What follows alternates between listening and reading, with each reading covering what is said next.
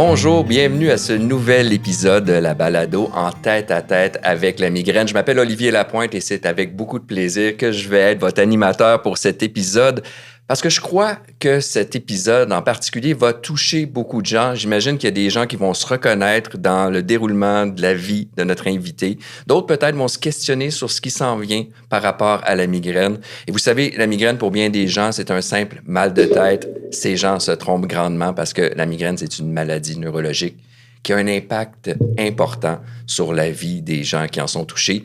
C'est le cas de notre invitée qui s'appelle Marie-France. J'ai bien hâte de vous la présenter. En premier lieu, je veux simplement vous faire un petit résumé de ce qui se passe dans la vie de Marie-France. Elle est touchée par la migraine depuis l'âge de 9 ans. Elle est encore enfant.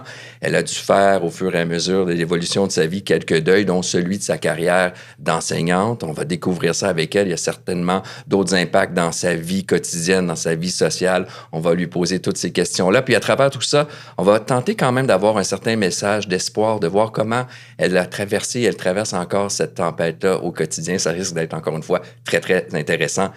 Marie-France, merci d'être ici aujourd'hui et de te prêter au jeu. C'est tellement gentil. Puis encore une fois, je suis certain que ça va être très utile ce que tu t'apprêtes à faire avec nous, de témoigner. Puis, si tu permets, je te lancerai simplement sur une question qui a peut-être un peu un aspect chronologique. On va commencer au début. Tu avais donc environ 9 ans. Comment que ça se présente, la migraine dans ta vie? Quels étaient les premiers symptômes? Comment on en vient à un diagnostic? Oui. Comme tu l'as dit, j'ai commencé à l'âge de 9 ans, donc j'étais en 4e année du primaire. Je venais tout juste de changer d'école, en fait. Donc, est-ce que le stress du changement d'école a précipité l'apparition de la maladie chez moi? Peut-être. Mais oui, donc j'étais en 4e année, puis c'est là que j'ai vécu ma première crise de migraine, disons, plus classique, là, avec tous les symptômes, comme on voit dans les livres de médecine, là. Auparavant, j'étais une enfant qui avait souvent mal au ventre, donc on pourrait penser que peut-être qu'il y avait de la migraine abdominale là-dedans, mais bon, ça n'a jamais été officiellement diagnostiqué. Mais oui, à 9 ans, j'ai fait ma première grosse crise de migraine qui m'a un peu traumatisée, je dois dire. Là, est-ce que tu te souviens si tu étais à l'école, tu étais à la maison? J'étais à la maison, heureusement. Okay. Oui, c'est une bonne question. J'étais à la maison, c'était un soir de semaine. Puis étant donné qu'il y en a de la migraine du côté de mon père, dans ma famille, mon père, il a tout de suite compris c'était quoi. Il avait vu sa mère, sa sœur, lui-même, il en avait fait quelques-unes enfants. Il est resté à mes côtés dans le noir tout le long de la crise en faisant une pression sur la tête. Mais je paniquais, là, je comprenais pas ce qui se passait. J'avais l'impression que j'allais mourir là. C'est super facile, en plus, impressionner un enfant avec de la douleur comme ça. Certainement. Ouais, ça m'a marqué. Je vais toujours m'en souvenir de cette première crise-là, ouais. Puis est-ce que la deuxième, la troisième est venue rapidement? Est-ce que ça demeurait très épisodique à cette époque-là? Oui, à cette époque-là, c'était épisodique. En 4e année, là, c'est vraiment resté épisodique. C'est revenu à quelques reprises, assez pour que mes parents se disent, bien là, on va aller voir le pédiatre. Là, on va discuter avec lui. Là, c'est quoi cette affaire-là? Il suspectait peut-être de la migraine, mais il voulait aller chercher un diagnostic et bien sûr un suivi pour ça. Et j'ai été très chanceuse parce que j'entends beaucoup d'histoires de diagnostics qui sont arrivés des années, des décennies plus tard. Moi, ça a été très rapide. J'avais un pédiatre qui était très allumé, il faut croire, parce qu'avec ce que mes parents lui décrivaient comme symptômes, tout de suite, il a évoqué la migraine, là. Puis, on parle encore une fois de migraines qui sont plus épisodiques. Comment ça s'est passé pour devenir plus fréquent? Encore alors que tu étais enfant, ou est-ce que c'est vers l'adolescence? Parle-moi un peu de ces crises-là qui se rapprochent dans le temps. Oui, bien, je te dirais que ça a vraiment fait des montagnes russes tout le long de ma vie. Il y a des moments où c'était super présent, des moments où, hop, là, ça allait mieux, puis là, hop, ça remontait. Au fil des années. Donc, je te dirais que déjà en 5e année, j'ai eu une passe où ça a vraiment été pénible. Mais encore une fois, j'avais des parents très bienveillants par rapport à ça parce que ma mère a tout de suite compris que c'était probablement le trajet d'autobus qui était trop long pour moi. J'avais ma journée d'école dans le corps. L'autobus, c'est beaucoup de stimuli. Okay. J'étais dans les dernières à descendre de l'autobus. C'était too much, là. Ça disjonctait. J'arrivais chez moi quasiment tous les soirs en crise de migraine. Ça n'a pas de bon sens, voyons donc.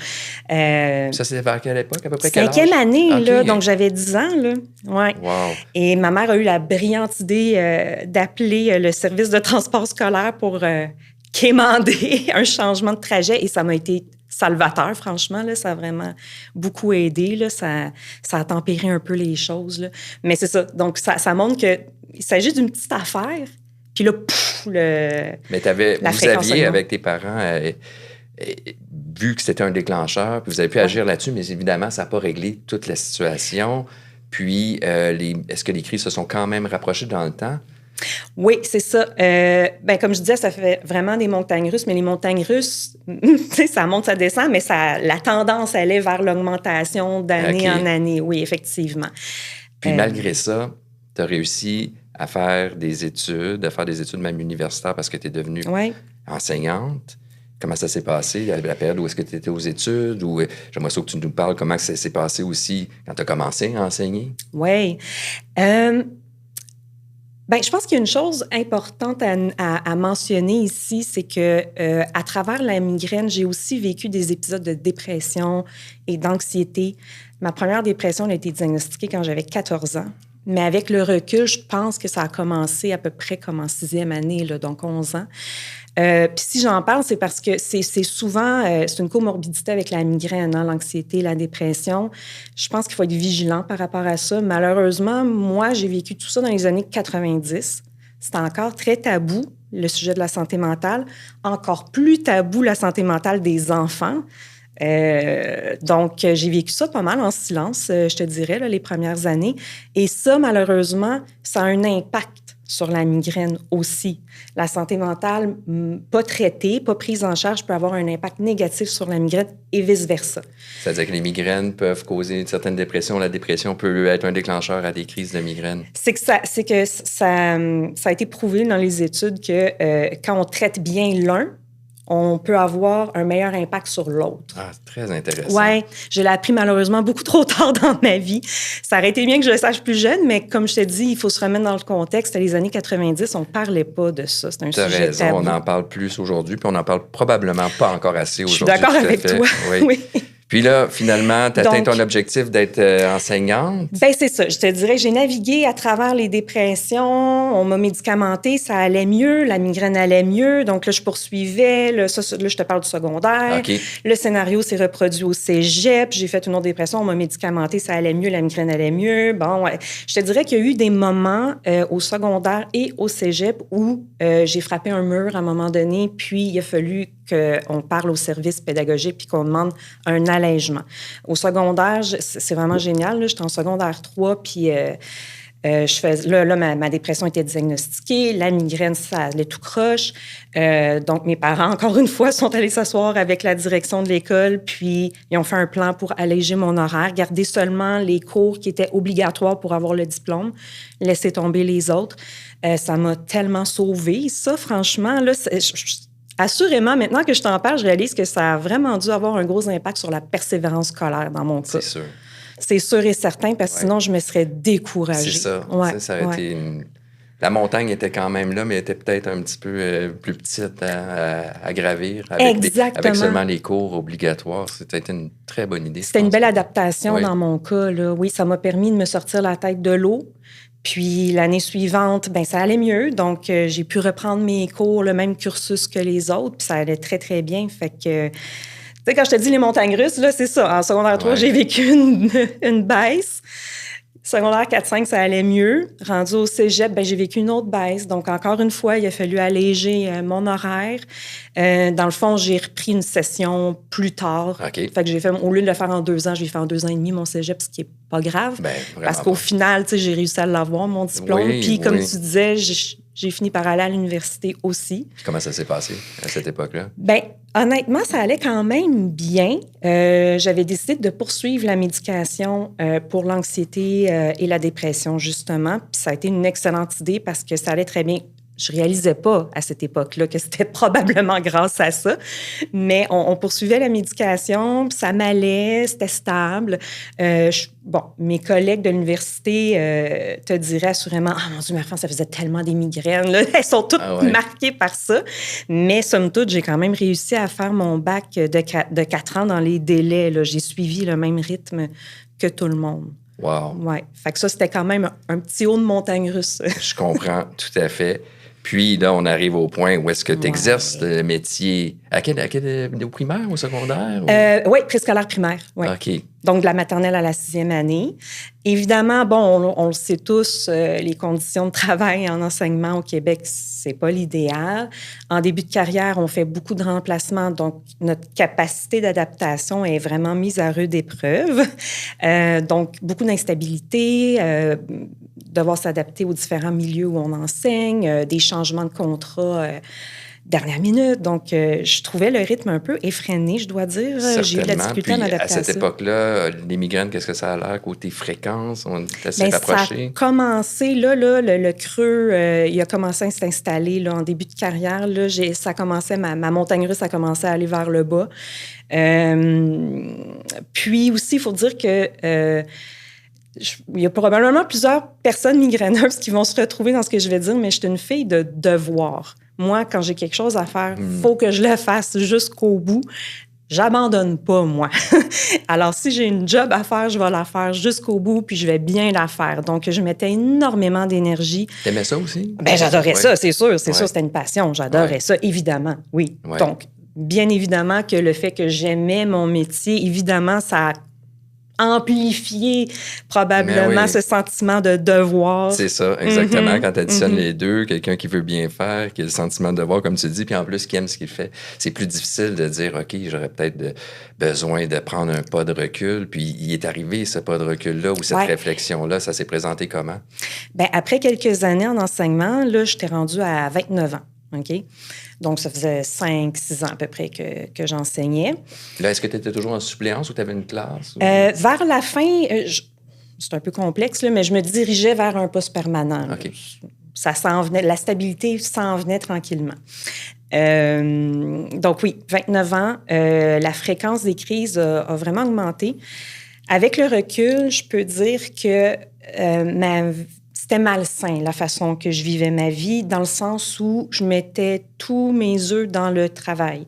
Toute l'énergie que j'avais, je la mettais dans le travail. J'avais plus beaucoup de vie sociale. C'était juste, il faut que. Là, c'était juste, il faut que je fasse mon ménage, il faut que je fasse la correction. Il faut. Tu t'en rendais compte ou tu t'en rends compte plus tard de ça? Par après. Ouais, sur le coup. Puis ça, je ne sais pas si c'est le collatéral d'avoir commencé à un jeune âge, mais j'ai comme l'impression qu'ayant commencé à un jeune âge, je me suis un peu imaginée... Je me suis jamais vraiment demandé si c'est-tu normal de vivre avec autant de douleur. Pour moi, c'était juste ça, la vie. C'est ça. Puis il faut bûcher pour réussir. Puis même si t'as mal, tu continues à travailler. Puis go, on pousse la machine. Une journée de classe, là, où est-ce que t'as... C'est quoi, c'est 20 enfants? Ouais. Je sais pas, une classe pleine d'enfants qui ont chacun leur particularité aussi, que ça bouge. J'ai été au primaire, j'ai des enfants qui sont allés au primaire. J'ai une idée de comment ça doit... Déjà, j'ai énormément de respect pour le travail que les enseignants font, mais...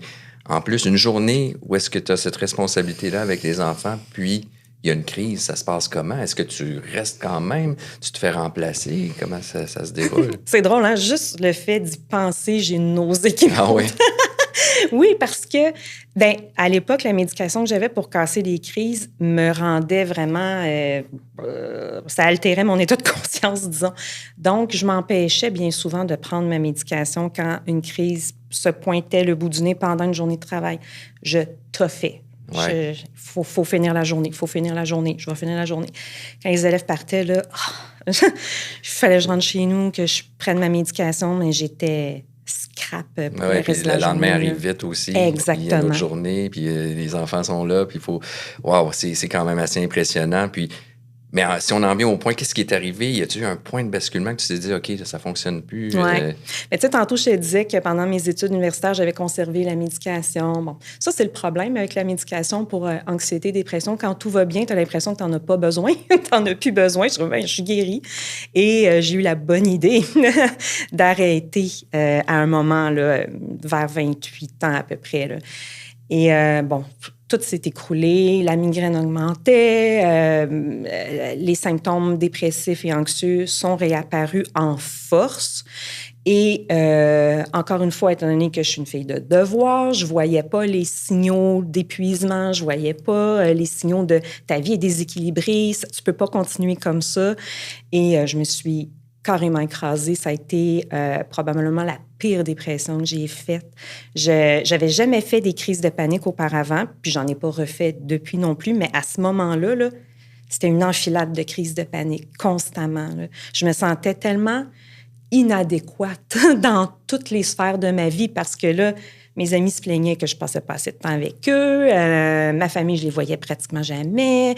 Au travail, j'avais l'impression que peu importe les efforts que je faisais, j'arrivais jamais à atteindre ce que moi, je m'imaginais qu'il fallait que j'atteigne comme prof aussi parce que la migraine était tout le temps un obstacle qui m'empêchait d'aller jusqu'où je voulais aller comme prof. Fait que c'est un peu ça, le déclenchement de tout ça, c'est de stopper ta médication, de fil en aiguille, ça rapproche les crises. Parce que tu en parlais tout à l'heure, des vases communicants avec la santé mentale. Puis, c'est ça. J'ai envie de dire, c'est un peu l'œuf ou la poule. Qu'est-ce qui déclenche quoi? Les deux sont interreliés. Est-ce que vraiment le fait que j'ai arrêté la médication pour la dépression et l'anxiété a provoqué l'augmentation des migraines puis m'a rendu chronique? Peut-être pas, mais disons que dans la chronologie des événements, c'est ça qui est arrivé dans mon cas à moi. Il faut dire aussi que j'ai su ça plus tard, mais on dit qu'entre 30 et 50 ans, chez les femmes, c'est là que la maladie de la migraine est la pire. Puis, j'avais 29 ans. C'est ça, j'étais à l'aube de mes 30 ans, donc je suis les statistiques aussi. Puis comment ont réagi les gens dans ton entourage, ta famille, tes collègues, tes amis qui trouvaient qu'ils ne te voyaient pas assez souvent quand ils t'ont vu arriver à ce point-là? Je pense que moi-même, je ne comprenais pas ce qui m'arrivait. Donc, c'était un peu difficile pour moi d'expliquer aux autres autour de moi pourquoi j'étais rendue dans cet état-là. C'est beaucoup plus facile aujourd'hui pour moi d'expliquer à ces gens-là qui m'accompagnaient tous les constats que j'ai faits avec le temps. C'est ça. Hey, tu sais, en 2012, là, quand il m'est arrivé telle affaire, là, maintenant, je comprends pourquoi. Puis, ah ouais, OK, c'est beaucoup plus tard là, qu'on a tous compris qu'est-ce qui m'était arrivé à ce moment-là. Oui, beaucoup de réflexions qui sont venues par la suite. Puis, tu sais, tu as mentionné les collègues. Honnêtement, j'avais tellement honte de ne plus être capable d'aller travailler, d'être en invalidité que je suis pas vraiment allée chercher le feedback des collègues. Oui, je comprends. Il y en a quelques-unes par après qui m'ont donné un peu de feedback, là, qui me disaient « Ah, mon Dieu, tu sais, c'est l'enfer ce que tu vis. » Puis ah ouais, OK, je m'imaginais pas que les gens avaient eu de l'empathie comme ça. Là. Pour moi, c'était super honteux là, de ne plus être capable d'aller travailler. Tu n'es certainement pas la seule qui vit ça puis qui voit ça comme ça.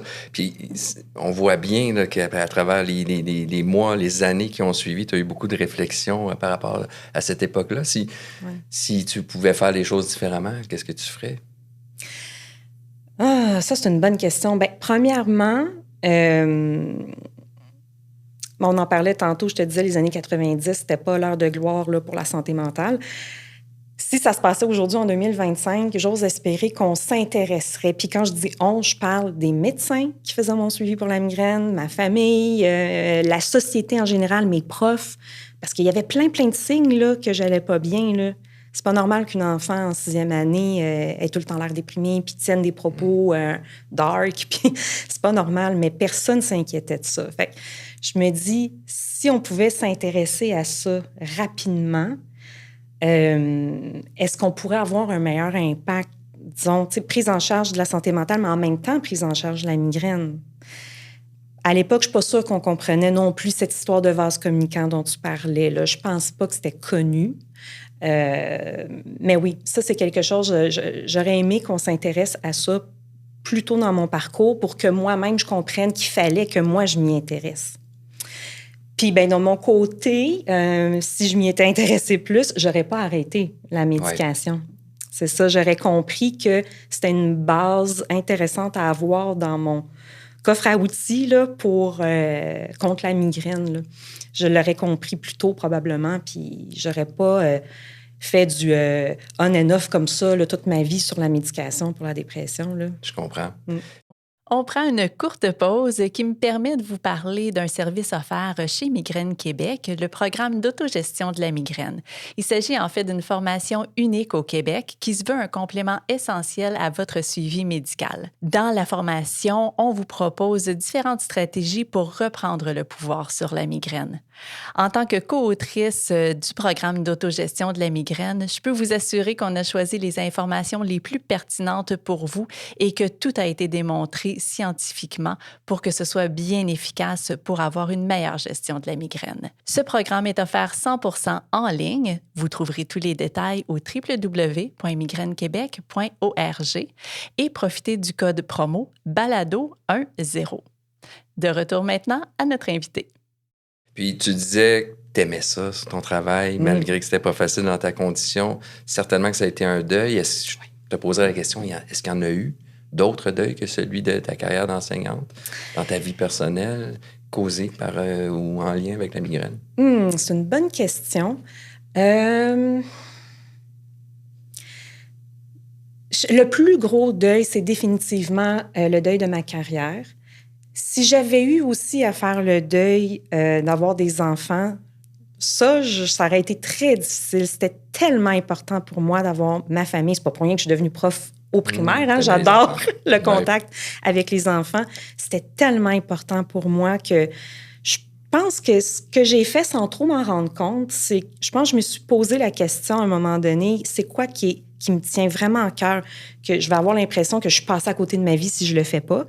Bien, pour moi, c'était d'avoir ma famille, d'avoir mes enfants. Fait qu'on a vraiment, mon conjoint et moi, mis l'énergie là-dessus. Puis même la carrière, pour moi, c'était moins important encore. Même si j'aimais beaucoup ma carrière, c'était encore moins important que d'avoir ma famille.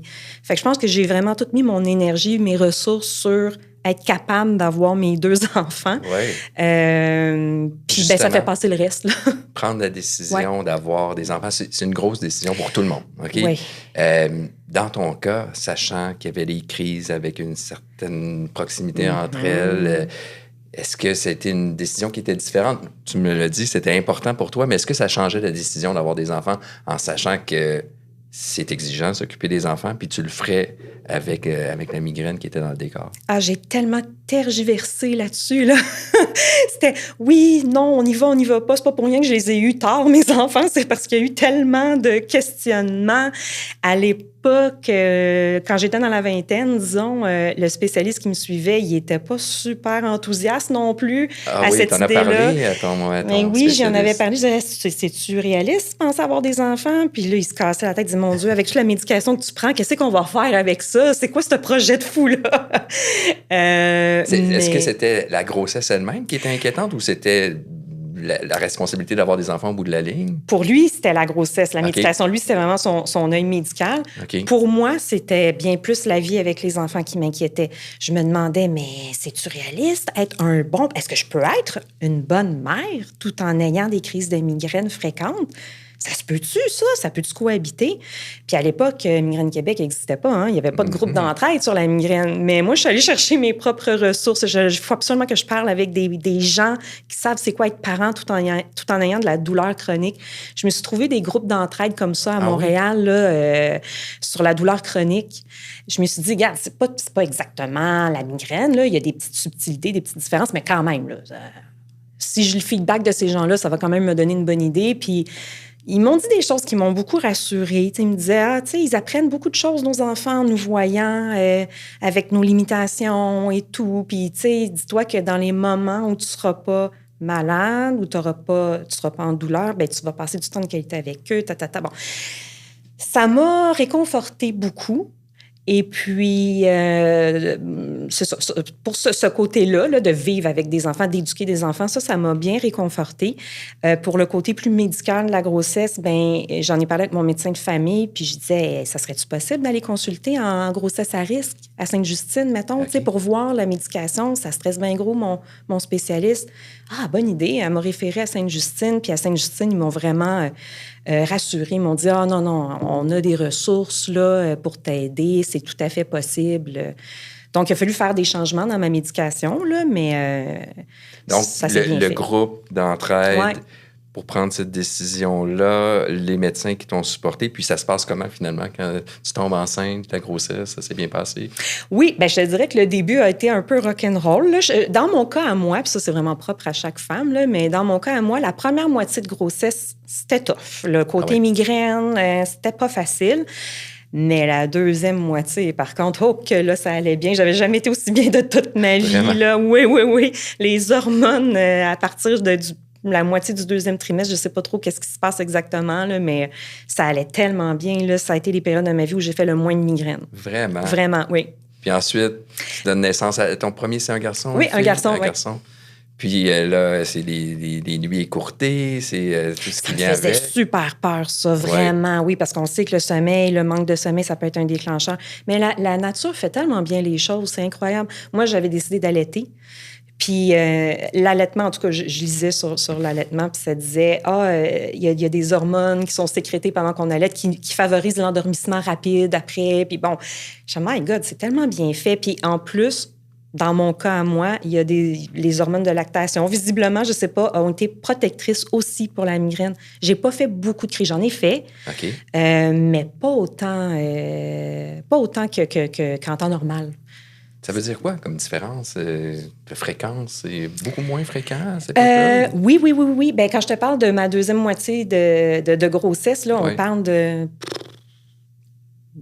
3 crises par mois max dans mon cas, qui est facile à traiter. Okay. Alors que dans mon cas, normalement, en temps normal, c'est au moins 15 jours par mois. Pas toujours facile à traiter. Oui, c'est un monde, comme tu dis. Oui. Puis pendant la période d'allaitement, j'en faisais peut-être un petit peu plus des migraines que durant ma fin de grossesse. Mais on parle de peut-être 5-6 migraines par mois max. Puis là, aujourd'hui, les enfants ont quel âge? 8 ans et 4 ans. Puis, comment ça va aujourd'hui? Avec les enfants, dans mon rôle de mère, tu veux dire? Oui, bien, ça va super bien, franchement. Je vois ce que les gens me disaient là, dans les groupes d'entraide quand ils disaient « Nos enfants, ils s'adaptent à ça, puis ils comprennent, puis ils développent... » Une empathie ou une compréhension de ce qui se passe?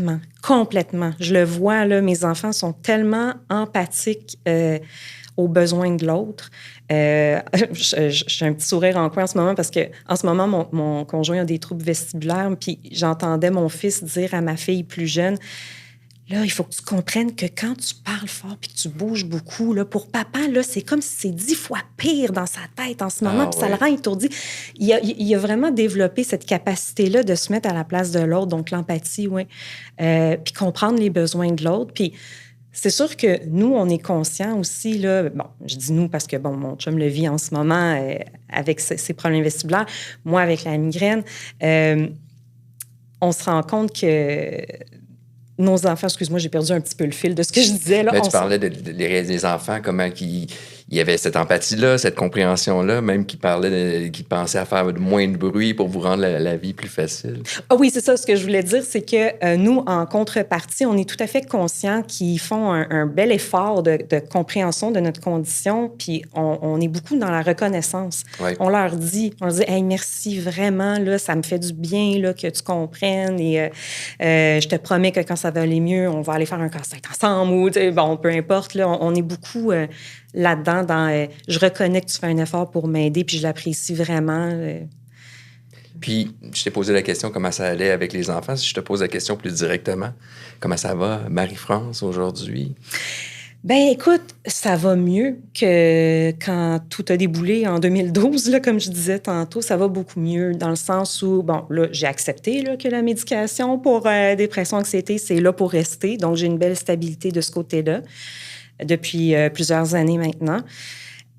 Côté migraine, en ce moment, j'ai des traitements de Botox là, aux 3 mois pour la migraine chronique. Ça m'aide beaucoup au niveau de l'intensité des crises. Je suis passée, quand je suis tombée en invalidité, là, c'était tous les jours, minimum une crise de migraine. Là, c'était infernal. Là, comme je disais tantôt, je suis à peu près à 15 jours par mois en moyenne. Il y a des mois pires que d'autres, là, puis des mois qui sont mieux que d'autres. Mais si on fait une moyenne, à peu près une journée sur 2 où ça va moins bien. Là. Fait que, c'est quand même une belle amélioration. Bien, tout à fait. Oui. Puis, je vais te poser une question. Je ne sais pas si tu vas la trouver difficile, mais tu as tellement un beau cheminement à travers lequel on est passé, où est-ce qu'il y a eu des difficultés, il y a eu des périodes peut-être de grande joie à travers ça. Tu as eu une famille, tu as eu des enfants. Est-ce que malgré ces difficultés-là, tout ce que la migraine fait que tu as vécu, est-ce que tu tires des leçons ou des apprentissages positifs ou inattendus de ce que tu as vécu? Oui, c'est une super belle question. Tantôt, je te parlais là, je mettais toute mon énergie dans le travail. D'ailleurs, tu m'as posé la question, qu'est-ce que tu ferais différemment? Ça, c'est quelque chose que je ferais différemment. Justement, j'ai compris que pour avoir une vie saine, il faut qu'il y ait un équilibre. On a différentes sphères là, dans notre vie. Il y a la vie professionnelle, la vie personnelle, la vie familiale, la vie sociale. C'est important que ça soit bien équilibré, tout ça. Là. Donc, je le comprends maintenant. Ça, je le comprenais pas du tout. Mais maintenant, je le comprends, puis je m'efforce vraiment de bien répartir tout ça maintenant. C'est une belle leçon que tu nous transmets en disant ça. Puis, si on se tourne vers l'avenir, qu'est-ce que tu vois?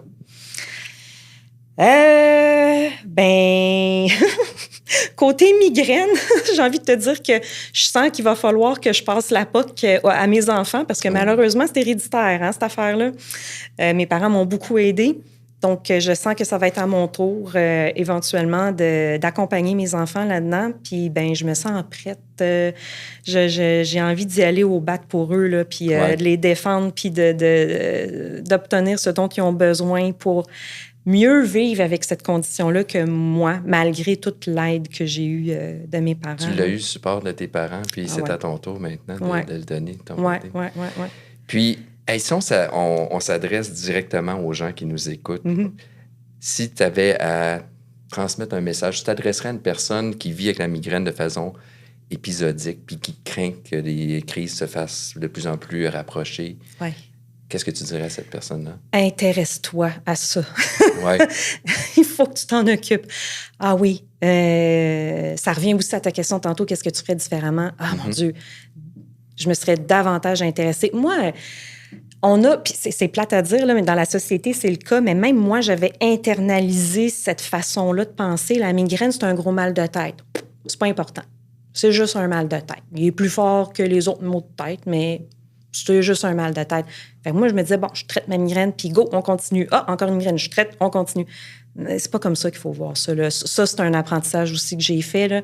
C'est pas comme ça qu'il faut voir la migraine. Il faut vraiment voir ça comme une maladie chronique. Là. C'est une condition chronique. Au même titre que quelqu'un qui a du diabète, là, il faut que tu en prennes soin tous les jours pour éviter que la fréquence s'accentue, puis éventuellement tomber dans la chronicité, comme ça m'est arrivé. Exact. Donc, à cette personne-là, tu lui conseillerais de s'informer au maximum. Ouais. Ça serait quoi les sources d'information? Évidemment, le site web de Migraine Québec. On a une super belle démarche d'autogestion. Maintenant, my God, que j'aurais aimé ça avoir ça quand j'étais plus jeune. Là, ça aurait été génial avoir ça en main. Mais d'abord, je dirais, si tu as des maux de tête fréquents, commence par aller te chercher un diagnostic si ce n'est pas encore fait. Hein, d'avoir ton diagnostic de migraine, ça va t'ouvrir les portes sur de la médication appropriée parce que se traiter avec des Tylenol, des Advil, c'est pas la meilleure solution quand c'est des migraines.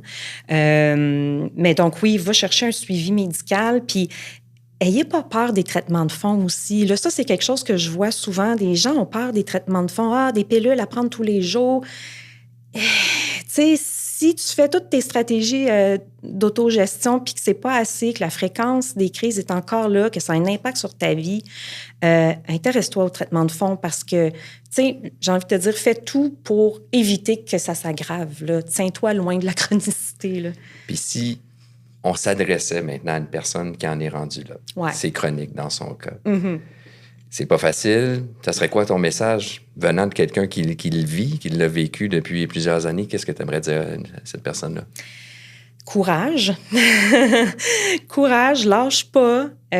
Moi, j'ai réussi à renverser un petit peu la vapeur. Je suis encore considérée chronique, mais c'est quand même moins intense que ça l'a déjà été. Continue de faire des essais thérapeutiques, de traitement de fond, de traitement de crise, etc., Puis intéresse-toi aussi à ta santé mentale parce que moi, dans mon cas, ça a été un frein.